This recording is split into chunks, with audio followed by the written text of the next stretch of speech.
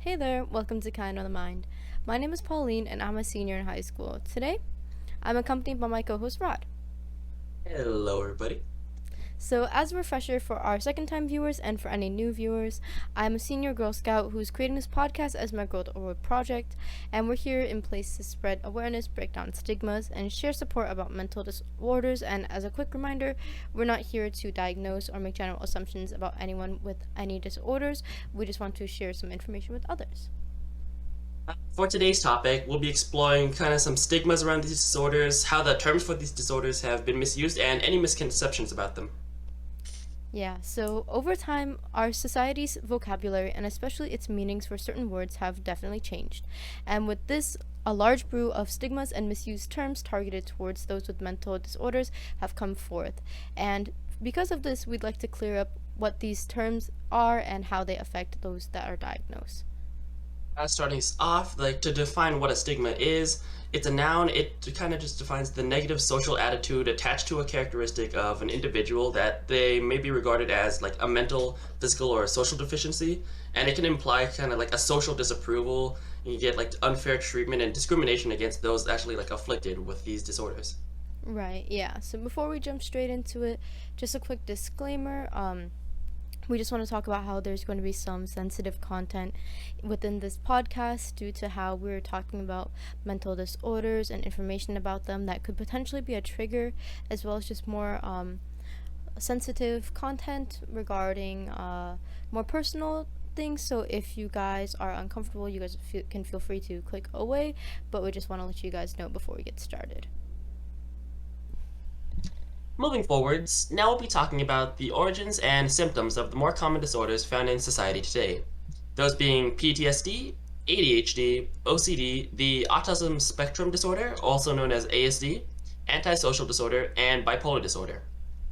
In addition, we'll also be including real world examples of those afflicted with said disorders to kind of help illustrate to our viewers that these disorders are not limiters on who you are or what you can accomplish. To start us off, we'll be talking about PTSD, long-handedly known as post-traumatic stress disorder, which is a psychiatric disorder that may occur in people who have experienced or witnessed a traumatic event, such as a natural disaster, a serious accident, a terrorist act, like maybe war or combat, or rape, or just people who've been like threatened with death, sexual violence, or like any major serious injury. Yeah, so PTSD has been known by many names in the past, such as shell shock during the years of World War I and combat fatigue after World War II, but PTSD does not just happen in combat veterans.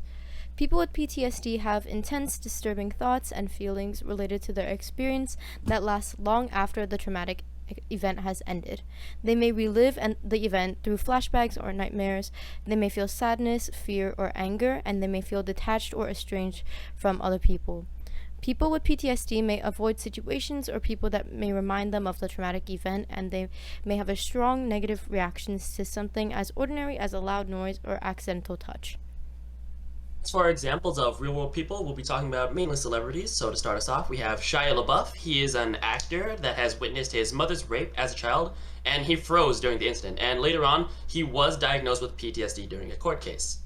Our next celebrity would be Whoopi Goldberg. She is a comedian and the co-host of The View.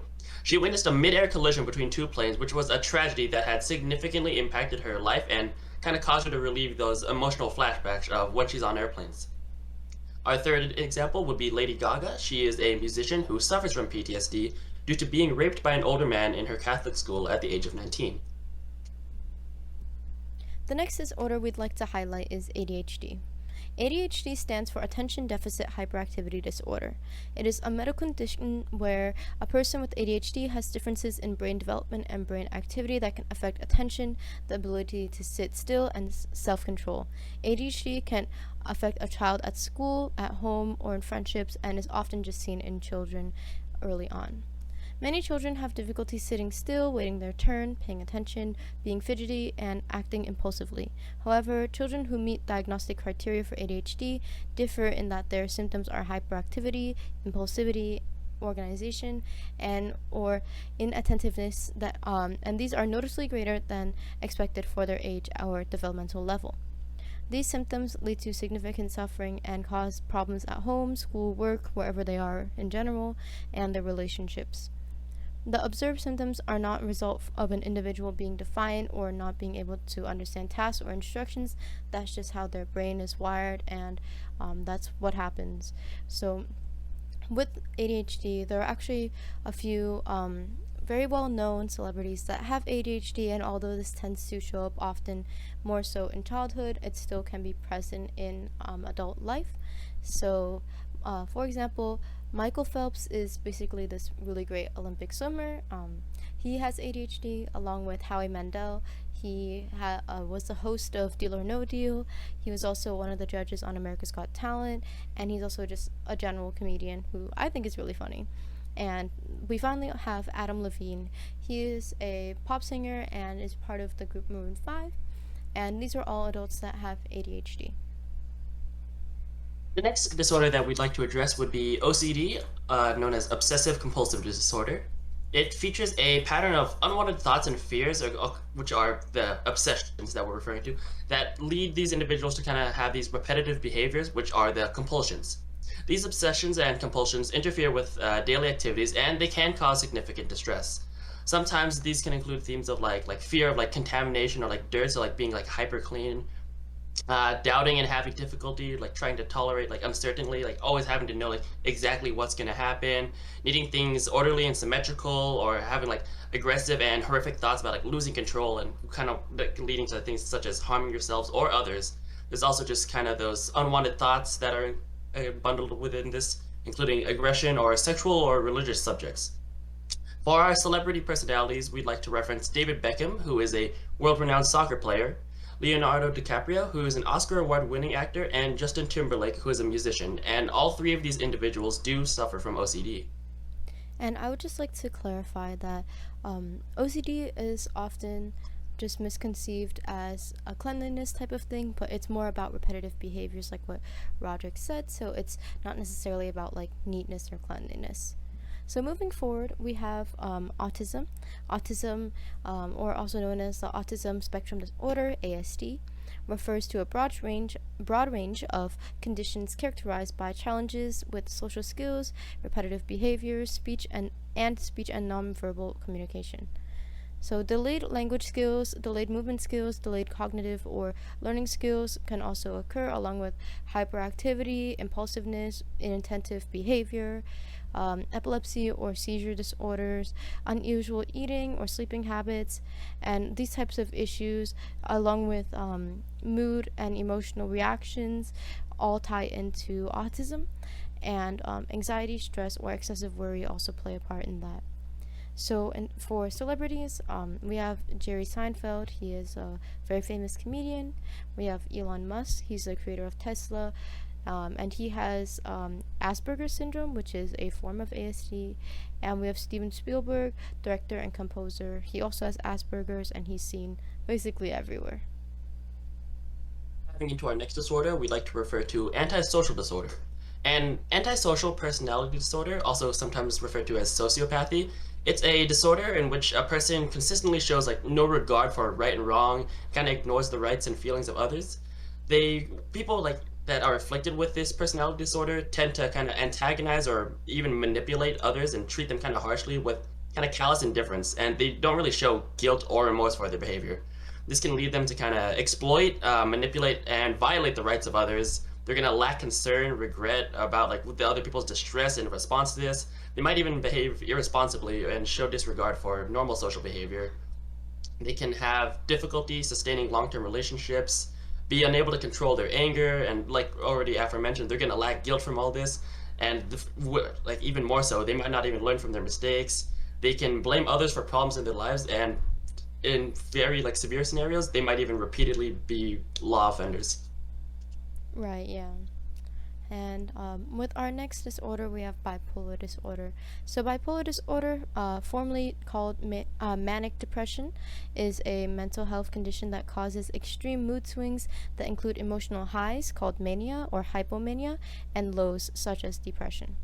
So, with bipolar disorder, some of the symptoms include being abnormally upbeat, jumpy, or wired, having increased activity, energy, or agitation, exaggerated sense of well being or self confidence, which is often seen as euphoria, decreased need for sleep, unusual talkativeness, racing thoughts, distractibility, poor decision making, and that could include like going on shopping sprees, taking sexual risks, or making foolish investments, and just overall stuff like that. So, bipolar disorder is just mainly known for its manic highs or depressive lows rather than just very simple mood swings and emotions. So, some celebrities with bipolar disorder include Mariah Carey. She is a really well-known singer. Demi Lovato, also a singer but an actress in her younger days. And Ernest Hemingway. He's a Nobel Prize-winning author.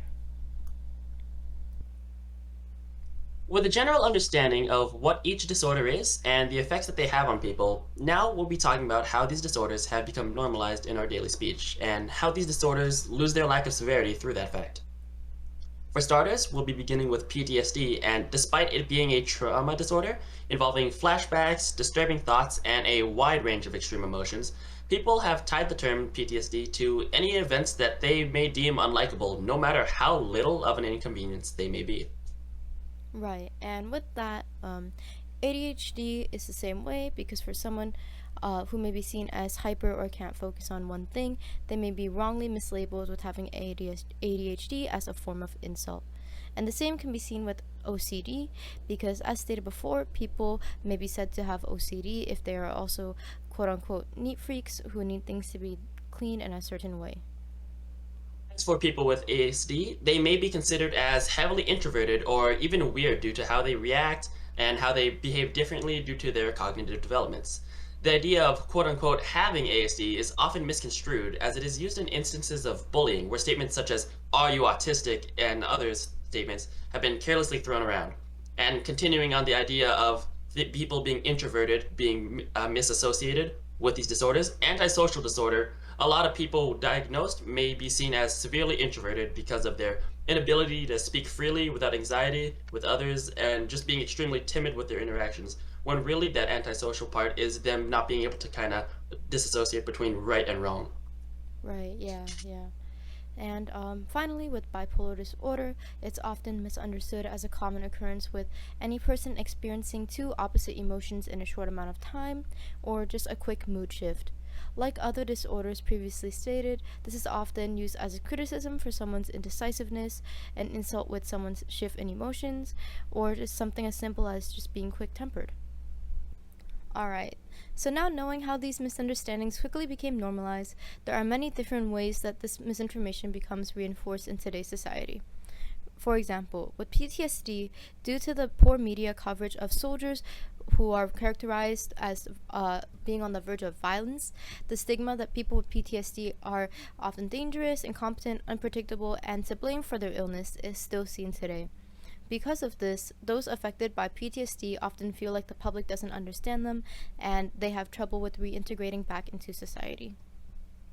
For individuals afflicted with ADHD, there tends to be a lot of skepticism towards ADHD diagnosis and treatment, and due to the lack of legitimate diagnosis, a lot of people with ADHD are actually just kind of perceived as a danger. And with this mindset, a lot of people are thinking like ADHD, oh, it's not real, or oh, it only affects children, not adults, which is not true, or that like, oh, it only affects boys and it doesn't affect girls, like, which again is not true, or maybe that it's kind of like overdiagnosed by doctors, like, oh yeah, he's probably ADHD, which in some cases maybe, but like you can't take that as like, oh yeah, my child has ADHD, or that like bad parenting skills are leading to ADHD, or that ADHD can even lead to over medication. And with all these stigmas, it's dissuading people who are actually having ADHD to kind of reach out and try to receive care. And that makes them act out in these stereotypes, and that can lead to them committing substance abuse, job instability, and they may even be more likely to do criminal activity. Right, yeah, and from all the misunderstandings from ADHD, that's not just ADHD alone. Because for OCD, in terms of their backgrounds and origin stories, it was first observed in a religious concept and it was seen in religious ceremonies and rituals, but it was also considered unrighteous, which is absurd. And early modern psychiatrists like Jean Escorel classified OCD as monomania or partial insanity, which means that people were literally labeled as being insane for having a disorder that they couldn't control. And additionally, Sigmund Freud, aka the father of psychoanalysis, distilled some of the harmful ideas of OCD today and saw OCD as basically giving into repressed fantasies of youth. And from all of these different origin stories, a lot of public stigmas come from a variety of medical misinformation, and this leads people to think that OCD is a crazy or uncontrollable obsession, and that people with OCD are not fit for working or relationships. The same thing is kind of seen in autism with all the confusion surrounding it, to the point where people fear that autism was caused from bad parenting, it's hereditary, and it would endanger their children if they had autism. And factors including the amount and quality of experiences with autistic people and culture and their culture cause people to misunderstand those with autism. And from this, people just often make assumptions or try to stay away from people who are autistic and just completely don't see them as people. Moving on to antisocial disorder, people with this disorder are often interchangeable, like this term for antisocial disorder is interchangeably used with psychopath and sociopath, when really they're very different types of labels. And because of this, there's a really big stigma that the people affected with antisocial disorder will commit crimes, be violent, and like that lack of empathy that they already have, that gap that it would like widen. And there is very little exposure to people with antisocial disorder outside of many extreme cases, such as like on the news. And because of that, a lot of people think that those with antisocial disorder are overly violent, cold, and unfeeling when these are really like the drastic instances. And as for bipolar disorder, it's also just badly exaggerated in media with a lot of demeaning language, inaccurate depictions, and violent images because in reality, these people have like few to no personal experiences with this disorder. And from this lack of experience, bipolar disorder is often thought to be rare. A lot of people are like, oh, it's nothing special. It's just regular mood swings, which is definitely not true. That like bipolar disorder is easily cured, or that bipolar disorder individuals are just always extremely emotional. Alright, now moving on to the more anecdotal side of these disorders, we have some interviews to share. Starting off with our first guest, we have James. Please introduce yourself. Hi, my name is James. I'm 15 years old and I'm going to be a sophomore in high school. And my pronouns are he/they. And I have OCD, anxiety, and ADHD. Alright. How long have you had these disorders and how did you learn about them? So I was born with ADHD, but I wasn't formally diagnosed until around 2020. And I was also born with anxiety, but it became more apparent to me that I had it through experiences in my childhood, growing up. And I was diagnosed with that in 2017. Oh, Diagnosed with OCD in 2017, even though I was born with it and had it my whole life. oh, that's really interesting that you had these disorders that were either born with or that develop over time. All right, so now knowing a bit more of your background with these disorders, let's try and get to know you more. So, do you have any favorite hobbies or things that you like to do for fun? So I'm actually on my school's color guard team. So that's a big part of like what I do in my like outside of school. And I also enjoy reading, specifically Asian and LGBTQ authors. And genres that I like to read are poetry, memoirs, historical fiction, and contemporary fiction. And I also like to bake, specifically like brownies, because I feel like brownies are they're really easy, but they always turn out well. And I also like to exercise, specifically going to the gym, lifting weights, and jogging. And all three of these things are some things that help me cope with my mental disorders.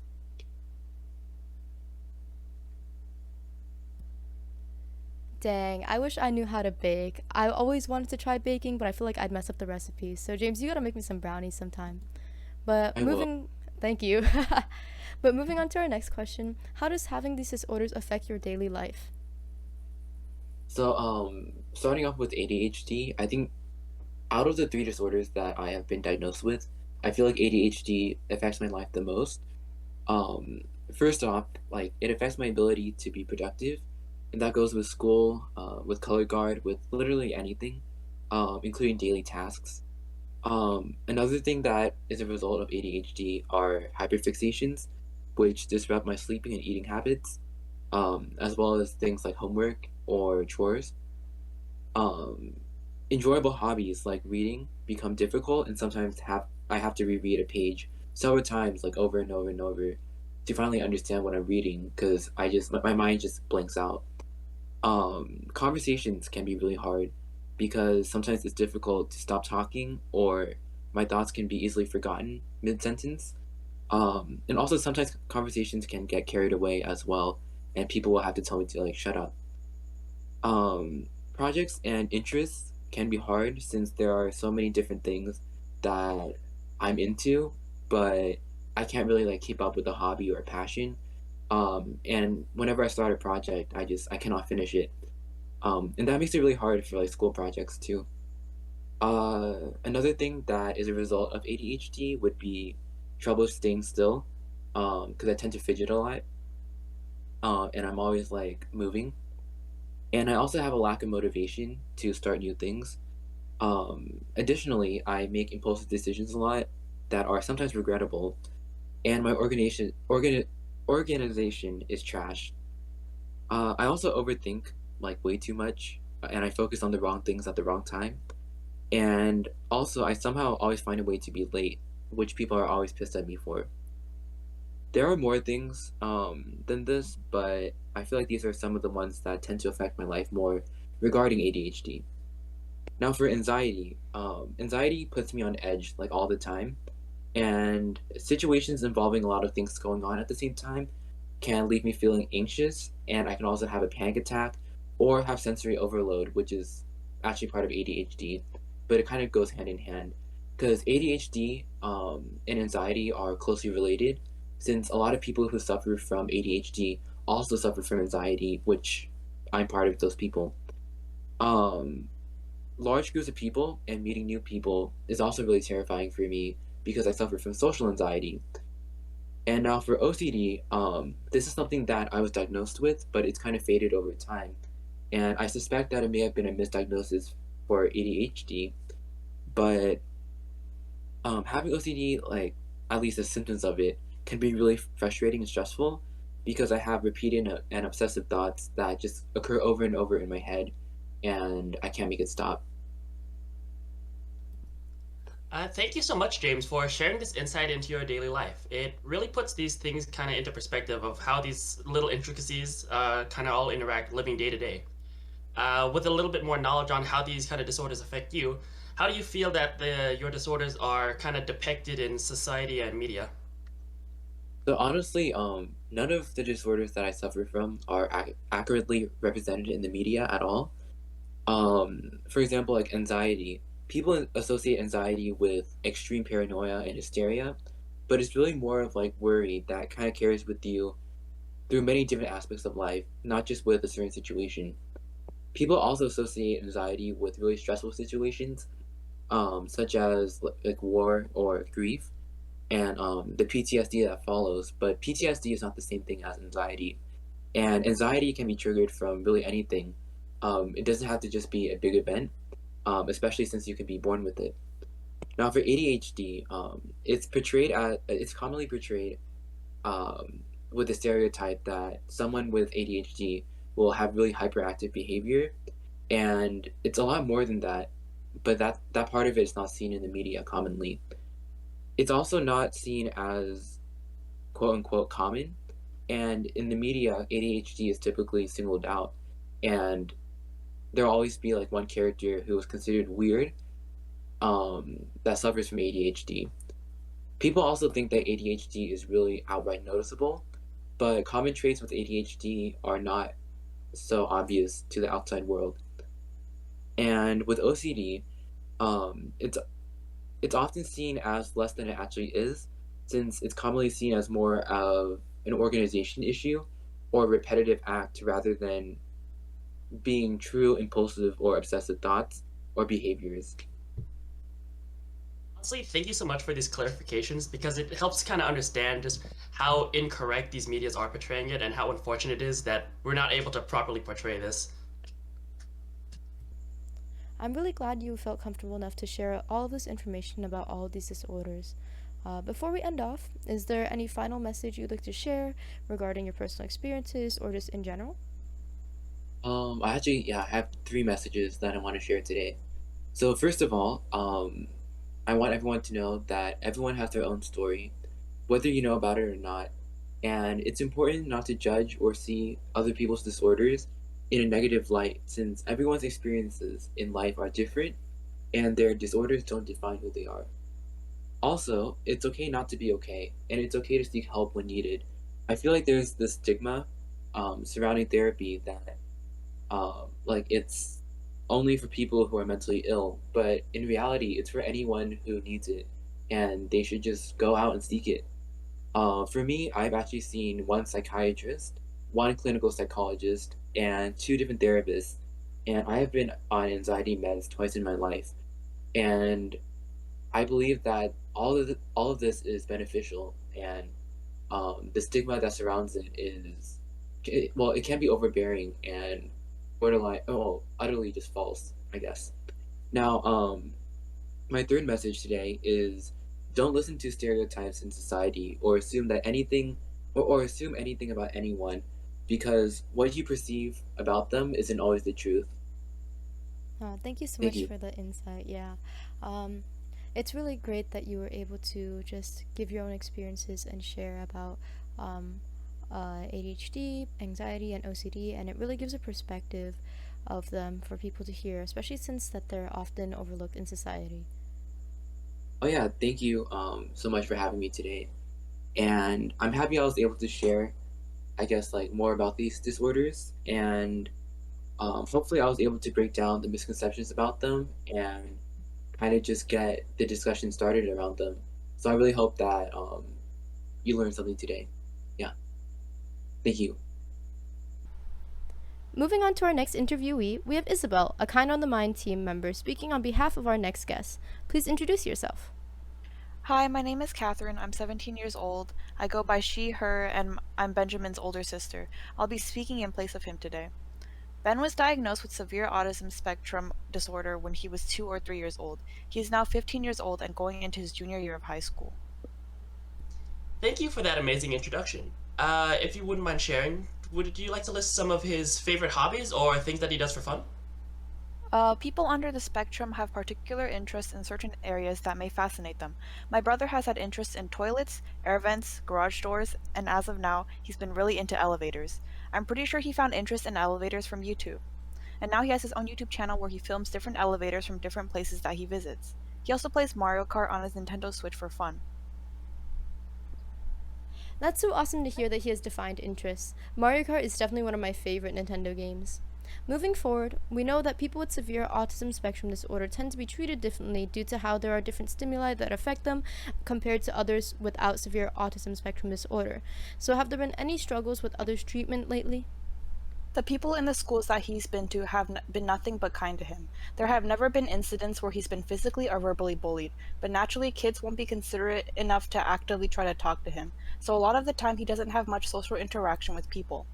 People on the spectrum lack a certain social skill that most kids are able to develop early on, and so Ben does not have a lot of friends that he's able to interact with. Some people who aren't very understanding of him or don't put an effort to talk to him often dismiss his opinions or ignore him when he's trying to speak. It's basically just these hints of microaggressive ignorance and the people around him that show up every now and then. I'm sorry to hear that people have been treating him unfairly, but I'm glad that his experience can be heard firsthand, and hopefully more people will take that into consideration when interacting with those who have autism spectrum disorder. In addition to how ASD has affected his own personal life, how has it affected you as his sister? As his older sister, I find myself being really protective of his surroundings. I make sure that he's not too dependent on my parents for things that he can physically do, such as cleaning up after himself or making sure he knows what he's responsible for in terms of bringing things to school. I try to keep him away from people who may be bad influences. However, I want him to experience social interaction with different people, so most of the time I won't interfere. Sometimes I feel like people don't see him as a grown teenager with actual feelings. My parents neglect his opinion sometimes because they think they know better than him, and others may correct the things he does even when it's harmless. I just want to be someone in his life who can acknowledge his potential rather than being someone who only sees a kid with a mental disability. It's really great to see how balanced your involvement is in his life and how you do your best to give him the independence that he really deserves. Thank you so much for all of your input. And is there any final message you'd like to share regarding either his personal experience or just severe autism spectrum disorder in general? Just be nice. For anyone who knows me, I know it sounds ironic that I'm the one saying that because I'm definitely not that nice of a person. But if someone under the spectrum or any other disability approaches you, don't make them feel invalidated or dismissed. Even if they're talking about something random like doors or elevators, just go with it because it's something their minds are truly fascinated about. They really care about it, just like how you would care about your social media or your grades. And it's very rare that they get social interaction from people of their age. So if they do actively try to come talk to you, just be nice. That's all they'd ask of their peers. After hearing a more personal experience from someone, let's go into the more analytical side of these disorders. We'll be sharing statistics and information about all these disorders to hopefully serve as a reminder that if you or anyone you know has any of these disorders, know that you are not alone and that other people go through these experiences as well. Starting off with PTSD, this can occur in anyone of any ethnicity, nationality, or culture and at any age. PTSD affects approximately 3.5% of adults in the US every year, and an estimated 1 in 11 people will be diagnosed with PTSD in their lifetime. Women are twice as likely as men to have PTSD, seen from the American Psychiatric Association. 6% of the population gets diagnosed with PTSD, 12 million adults have PTSD in any given year, and 8% of women compared to 4% of men are often diagnosed with developed PTSD, as stated from the U.S. Department of Veterans Affairs. Moving on to ADHD, from the ADD Resource Center, the average age of ADHD diagnosis is approximately the age of 7, while the age when symptoms of ADHD typically first appear are around 3 to 6 years old. And over the past 8 years, there has been approximately a 42% increase in ADHD diagnoses. For OCD, from the International OCD Foundation, it often occurs between the ages of 8 and 12 and between the late teen years and early adulthood.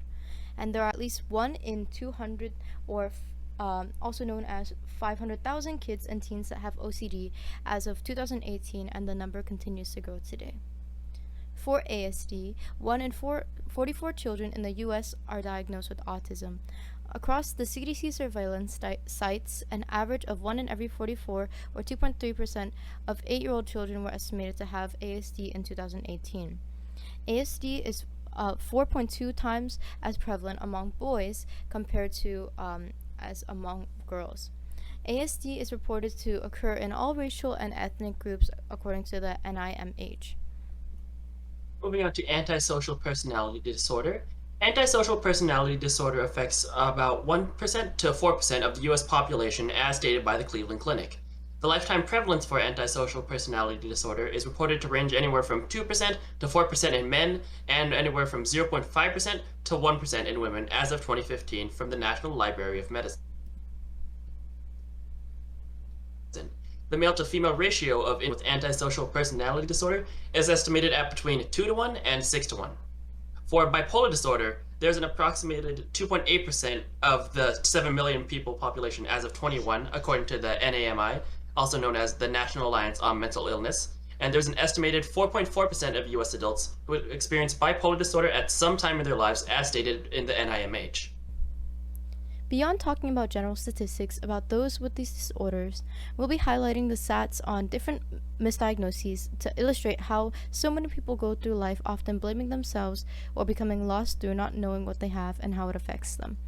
Although labels can be toxic at times in ways that they can be abused or used as insults and whatnot, having that label can provide information and reassurance to those who are properly diagnosed so that they can live their lives in the way that they should. For PTSD, primary care setting patients with PTSD go undiagnosed, and only 2 to 11% get put down in the records as having PTSD. Less than half of these patients actually get the treatment that they need, and 6% of the population actually get diagnosed with PTSD. Moving on to ADHD, of all American children between the ages of 4 and 17 years old, approximately 6.4 million have been diagnosed with ADHD. There is a believed estimate of abuse of ADHD medications for 5 to 10% of high school students and 5 to 35% of college students, since people are often misdiagnosed to have ADHD. 6.1% of American children are being treated for ADHD with medication, And as a general rule of thumb, people should consider to be under screening when taking these ADHD medications to ensure the proper use of them and that there's no abuse. For OCD, 50% of cases fall under severe, but only less than a quarter of them are classified as mild when they should be severe. From these misdiagnoses, it can cause everyday life to become very difficult, such as being able to work properly or go to school and focus properly, becoming extremely difficult tasks. And additionally, they can also cause physical harm or substance abuse in order to kind of try and cope with these severe cases of OCD. Right. For autism, 1 in 27 boys and 1 in 116 girls have autism, so there definitely are more boys than girls having autism. And there's a misconception that the costs associated with raising a child with autism can range an average of $60,000 a year and can increase due to the intellectual disability. There's also a misconception that half of 25-year-olds with autism have never held a paying job in their lives. For antisocial disorder, there are also a couple misconceptions, such as that antisocial personality disorder does overlap with sociopathy, such as like having that lack of conscience.